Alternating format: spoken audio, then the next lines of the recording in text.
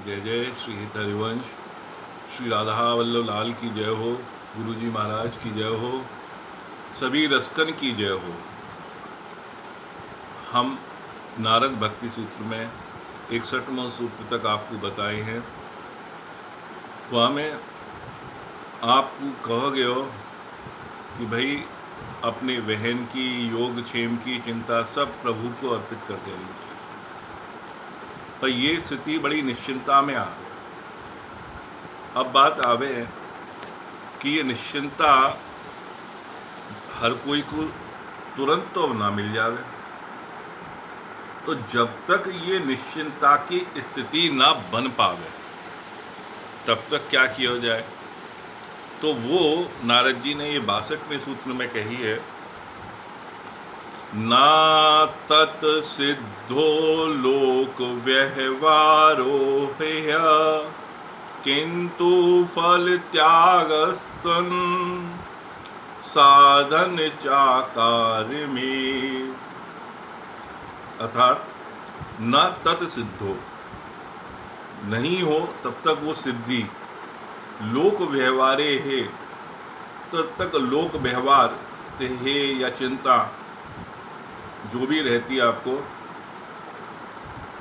है करने के लिए, किंतु फल त्यागनस्तु, पर कर्म फल, फल कौन सा? कर्म का फल, साधन चा कार्य में, और कार्य को, कर्म को करते जाना है लोक व्यवहार में रहते हुए।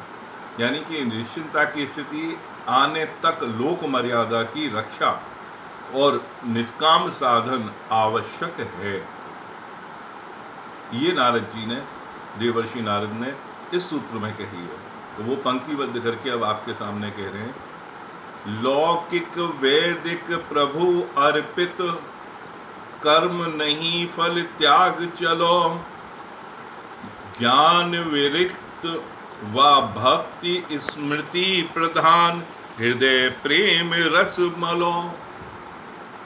अर्थात लौकिक और वैदिक जो भी आपके कार्य हैं वो प्रभु को अर्पित करते चलो। यानी आप कोई भी कार्य कर रहे हैं लौकिक व्यवहार में, तो ये मान के करें कि प्रभु आज्ञा से मैं ये कार्य कर रहा हूँ, प्रभु के लिए ये कर्म कर रहा हूँ। वैदिक जो भी अनुष्ठान वगैरह आप कुछ भी करें वो भी प्रभु को अर्पित करें। कर्म नहीं फल त्याग चलो, कर्म नहीं छोड़ना है पर फल का त्याग, उस कर्म से क्या फल मिलेगा वो विचार नहीं आना चाहिए। क्यों? क्योंकि हम ये मान चुके हैं कि हमने प्रभु को अर्पित कर दियो, अपने आप को निवेदित कर दियो, तो जो कुछ भी है वो प्रभु को है। और इस प्रकार से चलने से धर्म की भी रक्षा होगी। धर्म रक्षति रक्षितः, धर्म की रक्षा करो तो धर्म आपकी भी रक्षा करेगा। अब अगली पंक्ति में और हमने विवेचना करते हुए कही है, ज्ञान विरिक्त, ज्ञान का में प्रधानता क्या है? विरक्ति की, ज्ञान छोड़ने के लिए वैराग्य की तरफ ले जाता है। और भक्ति में क्या है? स्मृति, स्मृति प्रधान है। हृदय प्रेम रस मलो, अपने हृदय में प्रेम को, रस को आनंद लो। यहाँ मैं एक छोटी सी कथा बता, मैं दो मित्र है, दोनों वकील है। एक को थोड़ा सा ज्ञान की प्राप्ति हुई, विवेक आयो, सत असत को पहचानो, और वह ने संन्यास लेके और हरिद्वार में अपने भजन पूजा में लग गया और विरक्त हो गया और घर परिवार छोड़ दिया। दूसरों बाने प्रभु को ध्यान करो, वही ज्ञान प्राप्त किया, पर वो भक्ति की तरफ मुड़ो। घर परिवार चलाते हुए कुछ नियम बांध लियो कि मैं इतने अनुपात में ये दान में, पुण्य में, प्रभु सेवा में बामें लगाऊंगा, जैसे मेरा धर्म भी मजबूत होगा और प्रभु आज्ञा से जो मुझे स्थान प्राप्त हुआ इस धरती पे वो कर्म भी मैं करता जाऊं जो प्रभु मुझसे कराना चाहता है। तो ये बहुत गंभीर विषय है, समझने की जरूरत है। अब व्यवहार करो उनकी सेवा मान। आप कोई भी व्यवहार करते हो, लोक व्यवहार, तो उनकी सेवा मानते हुए जब माल बाको यह जान, जब ये माल जो शरीर है जो हम दे चुके हैं, तन मन प्राण धन सब उसको अर्पित कर चुके हैं, तो उसका माल है, वो लुटा रहा है, वो हमसे वो कार्य करा रहा है, फिर हमारी चिंता किस विषय की? हम क्यों विषय जीवी बने? तो यहाँ पे ये है कि माल उसका हो गया तो वो जानेगा, वो चिंता करेगा। व्यवहार करो उनकी सेवा मान, जब माल वाको यह जान, सेवा व्याकुल को देते है, सेवा भोजन वस्त्र पुत्र सकाम दान। सेवा में जो व्याकुल हो जावे प्रभु के लिए कि मैं क्या करूं क्या नहीं कर दूं, तो प्रभु भाई देते हैं। निष्काम भाव होते हुए भी सकाम सेवा दान करे हैं। कौन सी? वो भोग बनावे, घर में अर्पण करे, वस्त्र हैं ठाकुर जी के, पुष्प हैं, है तो उसी का, पर वो उस सकाम रूप में भी वो देना, वाय बुद्धि प्रदान करें कि भाई तू या स्तर पे व्याकुल हो रहा है सेवा के लिए, तो मैं तुझे ये सद्बुद्धि दूँ, तो वो वाह में लगे। प्रभु संतुष्टि भूल हो तो निवेदन कर बतलाएं। अब बात आवे ये अंतिम पंक्ति में कि प्रभु संतुष्टि, प्रभु को संतुष्ट करना है, अपने की संतुष्टि नहीं करनी है, आत्मसंतुष्टि की जरूरत नहीं है, प्रभु संतुष्टि। और उसमें भी कोई भूल हो जाए कि भाई मेरे से कोई सेवा अपराध हो गया, ये हो गया, तो निवेदन कर बतलाएं। तो प्रभु के आगे हाथ जोड़ के अपनी गलती मानते हुए अगर आप कह दोगे तो वो भी मिट जाएगा। प्रभु आपके उस बिना निष्कपट भाव को समझ जाएंगे। हित विशाल लाल गुरु हित भजन लाल, निरंतर श्री राधा वल्लभ ध्याये। प्रभु संतुष्टि भूल हो तो निवेदन कर बतलाएं, हित विशाल लाल गुरु हित भजन लाल, निरंतर श्री राधा वल्लभ ध्याये। तो ये या को अर्थ आपको समझ में आया होगा, हमने 3 पंक्तियों में करके आपको समझाया है। अब जाके आगे की क्रिया और भी विवेचना करते हुए देवर्षि नारद ने कही है अगले सूत्र में। उसमें क्या है कि जैसे लोक व्यवहार करना है, त्यागना नहीं है, परंतु उसमें रहते हुए कैसे रहना है, क्या चीज़ त्यागनी पड़ सकती है, क्या करना पड़ सकता है, तो वो उन्होंने 3 सूत्रों में कहा है। तो उसमें से 2 सूत्र तो आज ही हम उस विषय में बात करेंगे, तीसरा सूत्र गंभीर है, वो हम कल या अगले दिन में हम करेंगे। तो ये सूत्र है, स्त्री धन नास्तिक वैरी चरित्र ना श्रवणीयम। क्या? स्त्री धन नास्तिक तथा शत्रु वैरी की चर्चा त्याज्य है, इसकी चर्चा को ही नहीं करना है, नहीं सुनना है, त्याग देना है। तो वही हम पंक्ति वक्त करके फिर आपको समझाने की कोशिश कर रहे हैं विवेचन करते हुए। तो हमारा ऐसा मानना है कि आपको समझ में ये आएगी, या से और प्रमाणित होगी बात। स्त्री चरित्र काम नहीं सती सुनो, धन चरित्र लोभ देते हैं, बैरी चरित्र देते हैं क्रोध, नास्तिक ज्ञान अपूर्ण भटकता है। तो यहाँ पे इन चारों के विषय में एक पंक्ति में करने की कोशिश करिए। तो पंक्ति ये कहवे कि स्त्री चरित्र में काम की बात ना करें, भोग विलास की बात ना हो। चरित्र सुने, स्त्रियों का चरित्र सुनने की मना नहीं करिए। सतियों का चरित्र है, बहुत नारी सजीव जीवन है, सबरी को चरित्र है, कौशिकी को है, अनुसुईया को है, बहुत चरित्र हैं जिनको आप श्रवण कर सको। धन चरित्र लोभ देते हैं, अगर धन के विषय में जाओगे तो आपको संग्रह की आदत लगेगी, लोभ उत्पन्न होगा। तो ये लोक व्यवहार में रहते हुए ये काम नहीं करना कि प्रभु दाल रोटी चल जाए, मैं भी भूखा ना रहूं, साधु ना भूखा जाए। मेरा अगर इतनी भी संतुष्टि हो रही है तो बहुत है। बैरी चरित्र देत है क्रोध। जब आप कोई से बैर भावना रखोगे, कोई शत्रुता रखोगे, तो वो चिंतन में आपके आके बस जाएगा। आपके हृदय में वो जगह ही खाली नहीं होगी, क्योंकि वहां तो वास कर रहा है आपको शत्रु, क्योंकि निरंतर आप बाकी विषय में सोच रहे हो। तो हृदय स्वच्छ कहाँ है? और जब जगह ही नहीं है तो कोई दूसरा आके कैसे आ सके? तो प्रभु कहाँ विराजेंगे? वो जगह तो खाली करो। नास्तिक ज्ञान अपूर्ण भटकात है। जो नास्तिक है, वैसे तो कोई पूर्ण नास्तिक नहीं है। क्यों नहीं है? क्योंकि नास्तिक का ज्ञान अपूर्ण है। अपूर्ण यानी कि जब वो ये कह दे कि मैंने हर तरह से हर वेद को, हर चीज को जान के समझ के और मैंने कर लिया कि प्रभु संसार में नहीं है और कोई चीज नहीं है, मैं प्रभु में विश्वास नहीं करता। पर इतना कर पाना बहुत दुष्कर है। ऐसे ऐसे सिद्धांत हैं, अद्वैत सिद्धि का एक श्लोक का व्याख्यान नहीं कर सकते। क्या ज्ञान का वो अपने में प्राकंड का वो बात करेंगे? तो ऐसे ऐसे जो लोग कहते हैं वो भटकाने वाली बात है। तो इन सब से बचने के लिए क्या तरीका है, वो ये पंक्ति में देखो। ज्ञानेन्द्रिय परख ले तो हो स्वाद। जो ज्ञानेन्द्रिय हैं 5 हमारी, आँख देख के, नाक सूंघ के सुगंध से, जिह्वा रसना जो है हमारी, कान और त्वचा, ये 5 ज्ञानेन्द्रिय हैं। और पांचों ज्ञानेन्द्रिय परख लेती हैं किसका कैसा स्वाद है, अच्छा है, खराब, खट्टा, मीठा क्या है, सब चीज इन्हें पता चल जाती है, गर्म है, ठंडा है। फिर श्रवण गंदगी क्यों लेत हो?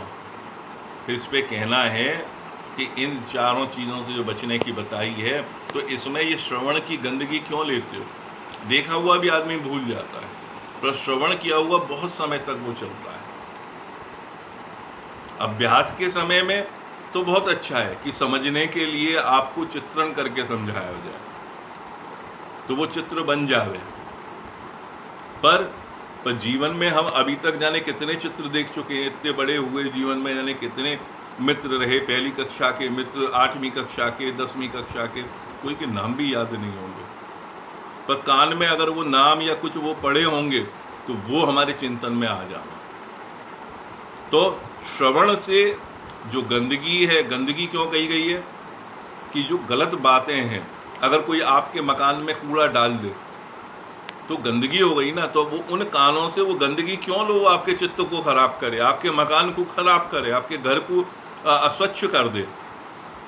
तो फिर श्रवण गंदगी क्यों ले तो हो, ब्राह्मण बुद्ध ना स्वीकारे निंदा, जो देवे बाकू लौटा देते हैं।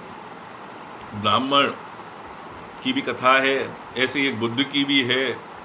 बुद्ध की कथा में है कि एक, चलो ब्राह्मण की बता में, एक ब्राह्मण है, सन्यास ले रखो उनने, और सन्यास के बाद में उनकी ससुराल पक्ष ही कानपुर में, और वो घूमते हुए कानपुर पहुँचे, लोगों ने पहचान लिया, उनको घर ले आए, आप भगत करा रहे। तो कोई उनको मिलने वालों बहुत चिढ़ के उनको बहुत निंदा की हो कि भाई जब तुम बैराग्य ले चुके हो तो क्यों गृहस्थ में आ रहे हो, बार बार क्यों इधर घूम रहे हो, इधर की तरफ देख भी क्यों रहे हो। जब उसने खूब बुराई कर ली तो उन्होंने ये कहा, तो आपने सही में मेरे दिव्य नेत्र खोल दिए कि मेरे से अपराध हो गया।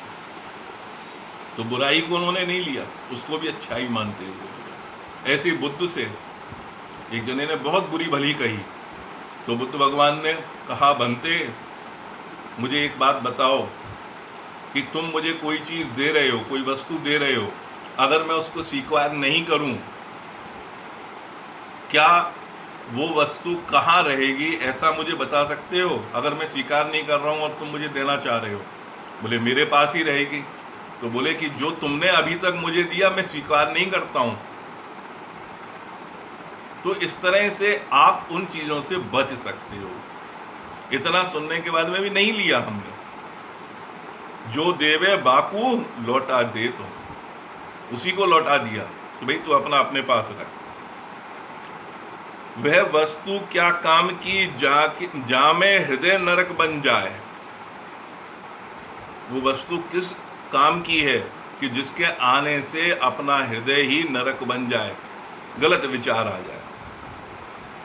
हित विशाल लाल गुरु हित भजन लाल, संसार विषय हृदय न आए।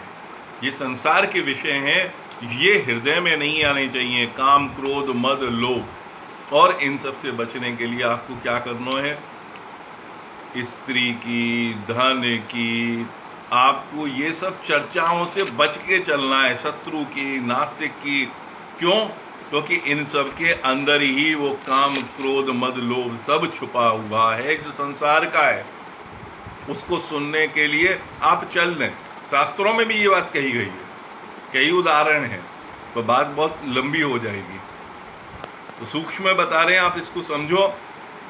जहां ऐसी बात हो रही हो छोड़ दो, क्योंकि आजकल ये व्यवहार बन गया है। दो पुरुष मिले और बात कर रहे हैं और 10-15 मिनट के बाद कमर से नीचे की बात, काम की बात, ऐसी बातें करने लगे। तो उनमें नहीं पड़ो, उन बातों को कान में नहीं डालना। जब आप उनसे बचे जाओगे तो भी आप लोग व्यवहार में रहते हुए जब तक निश्चिंता नहीं आ जाती है, प्रभु पे अनन्यता नहीं आ पा रही है, जिस प्रयास में आप लगे हुए हो, तब तक ये साधन की तरह है, ये साधना है। अब हम आपको बताने जा रहे हैं 64वां सूत्र। ये तो हो गई कि बाह्य, जो बाहर से हमारे पास आ रही है, कौन सी चीज़ हमें रोकनी है या नियंत्रित करनी है। अंदर की बात, अंदर से भी तो करना पड़ेगा। हमने बताई ना कि 3 चीज़ें हैं, लोग व्यवहार में रहते हुए भी आप कर सको। पर ये 3 चीज़ों को, 3 सूत्र, उसमें से ये दूसरा सूत्र है। अभिमान दंभाकादिक त्याज्यम। अभिमान और दंभ आदि त्याज्य हैं। अभिमान को और दंभ को,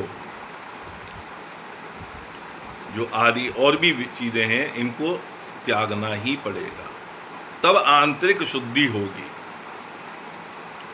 ये देखिए पंक्तिवत, विद्वान तपस्वी सुखी धनी अधिकारी ग्रसित अभिमान बीमारी।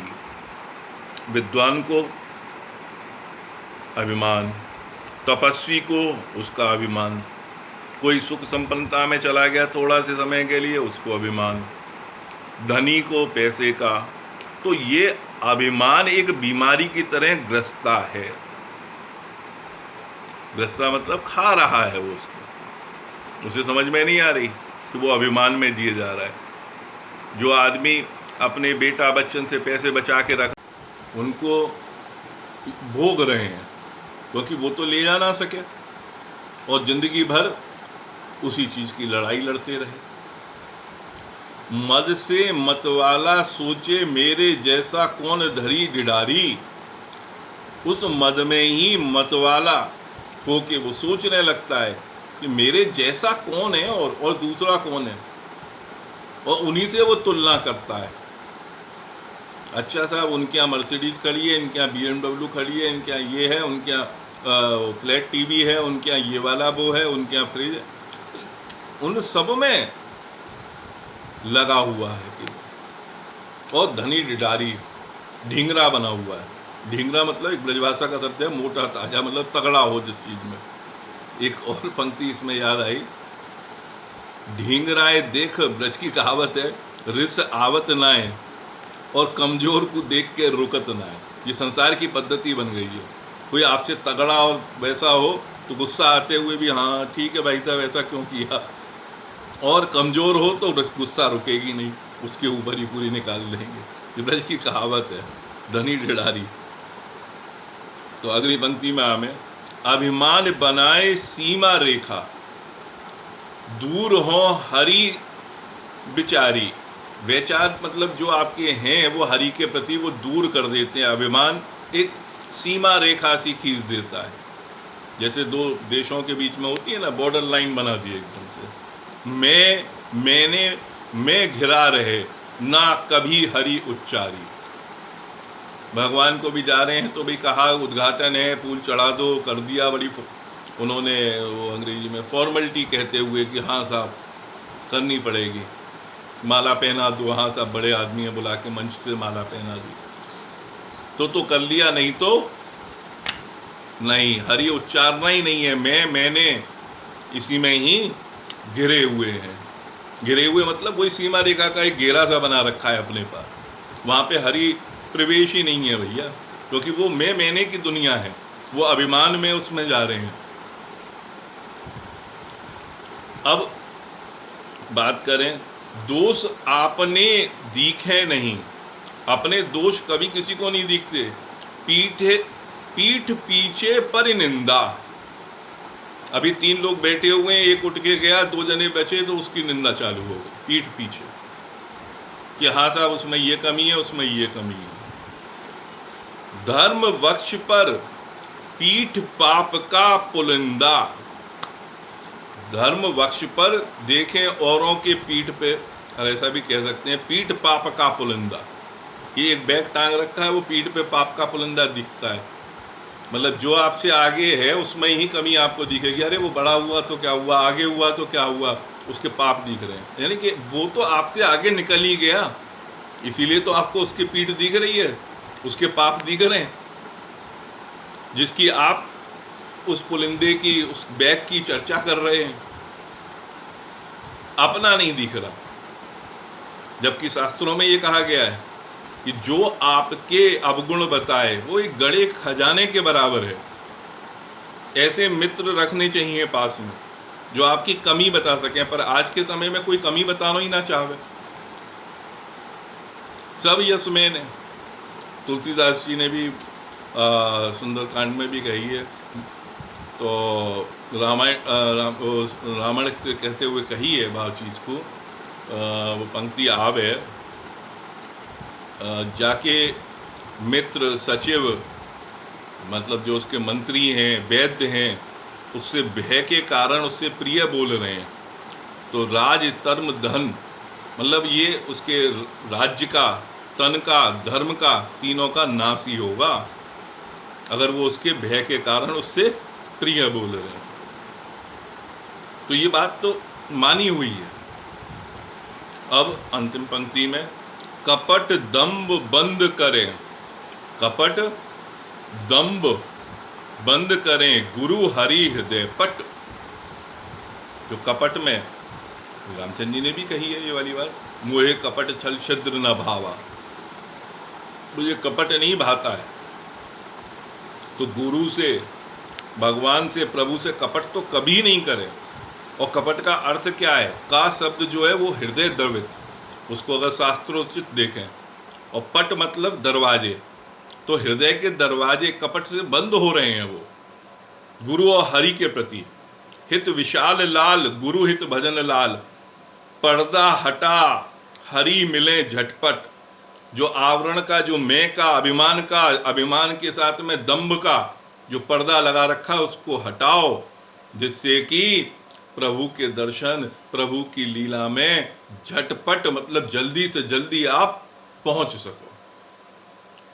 अब इसके आगे के सूत्र में एक और चीज़ है, वो इन दोनों के साथ के उसमें है, विवेचना में समय लगेगा, तो या लिया आज नहीं ले रहे हैं। आज हमने यही 3 सूत्र लिए हैं, 62वां, 63वां और 64वां श्री नारद भक्ति को सूत्र। और अब ये आपको लोक व्यवहार में बाहर से अपने को कैसो बनाना है, अंदर से कैसो बनाना है, ये सूत्र में कही गई बातें हमने आपको बतलाई हैं। आपके जीवन में ये अनुसरण में अगर आए तो बड़ा आनंद आएगा। हम तो पूरा अपना निरंतर प्रयास कर रहे हैं कि देवर्षि नारद की जो वाणी है वो सहज रूप से आपको प्राप्त होती रहे। तो अब हम यहीं पे समाप्त करेंगे। श्री हित वृंदावन धाम से सभी रसकन को जय जय श्री हित हरिवंश, जय जय श्री हित हरिवंश, श्री राधा वल्लभ लाल की जय।